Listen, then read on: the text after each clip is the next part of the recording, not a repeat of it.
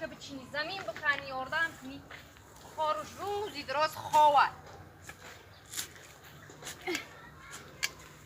هیچ خیل زندگی هیچ خیل کارو بارد این مردی نه پروایی من نداشته باشه روزی دراز کارش خواه چیکار کنم هستی باشه قرب خورما کم پتا دادر بکن هستی باشه بیش خواهد همین باقا کدی رو حچه میبینی هستی باشه میخورده مردک ها تو نمیایی خطی من یاردم کنی آخی زندگی را یه مرا زاری همی زندگی شیدم نمیایی یاردم کنی این مرا میانم درد میکنه ترا کلت کار میکنه روزی دراز خامری در خونه دم کده آیا چکا بگی یاردم کن یه برا خودت بکن آخه من یانباش کده خوامیرم ادیه کده تو کرنده چی جان شیدم هم زندگی بیزار جان شیدم به همین زندگی اما تو را برای چه گرفتم خانه بیزار شیدم نمیایی یاردم کنی اما تو را برای چی گرفتم برای کاروبار خانده زندگی اما تو را بیزار کردی بیزار شیدم این زندگی یه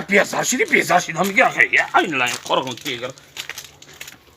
ایچ خیلی مردک بود ایچ خیلی زندگی بود بیزار شیدم این کاری اگرات کنم کاری خانه را کنم داری گرمی مردم آخی ای به کاری خانه را یانگا او یانگا بالا بیا اوی بول خالدور باید که جلای تو کارچکا چینده خوی خود تنها اونم خانه دم کده خواه روز تو بگه درمی خانه نمیایی یک یاردم کنه روزی دراز مردم ای همی کاروباری خانه را یانگا بالا نمیگویم بول خالدور باید کم یاردمت کنه اخی باید تا بگه درم خانه خواهی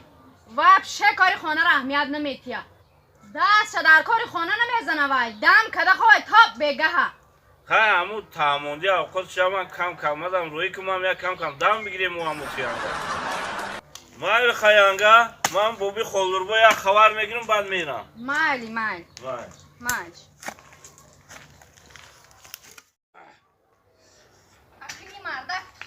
زنک اوتاش نخیلتی دگه ده زنک